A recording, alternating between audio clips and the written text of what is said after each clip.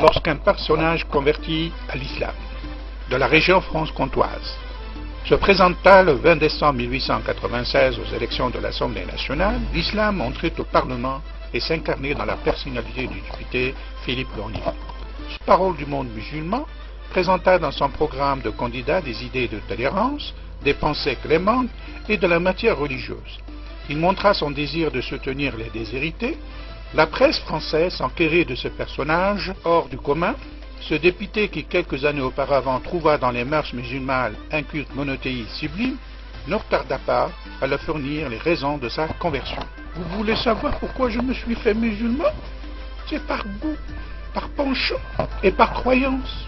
L'islam a exercé sur moi une attraction presque irréversible. J'ai, après une lecture attentive du Coran, suivi d'études approfondies et de longues méditations, embrassé la religion musulmane.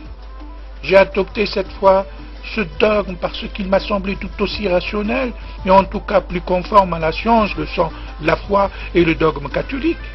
J'ajoute que les prescriptions de la foi musulmane sont excellentes, puisque du point de vue social, la société arabe est basée tout entière sur l'organisation de la famille et que les principes d'équité, de justice, de charité envers les malheureux y sont seuls. Le jeune élu prêtait pour la communauté musulmane une réelle attention. Il proposa un projet de réforme en faveur du peuple musulman d'outre-mer. Il faisait des propositions qui, en cette période, pouvaient améliorer le sort des sujets musulmans. Le jeune médecin humaniste, Philippe Lornier, suivait les affaires politiques au quotidien. Il craignait le bellicisme allemand et s'inquiétait de la sécurité de la France. Le manque d'effectifs des contingences françaises, le mandat a proposé des amendements qui auraient pour but d'utiliser une large mesure de contingents indigènes des colonies.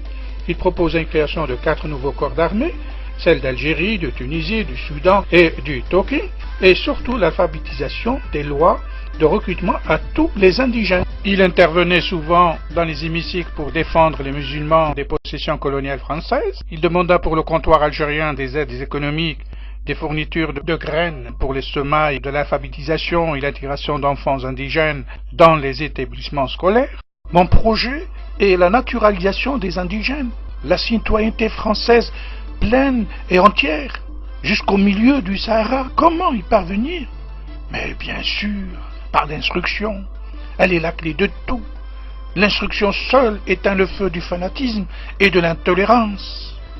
Il voulait faire parvenir des jeunes musulmans à Paris pour les instruire dans les principes de la République. Je suis pour un islam progressiste. Moi, ma politique c'est le Coran, plus Jules Ferry.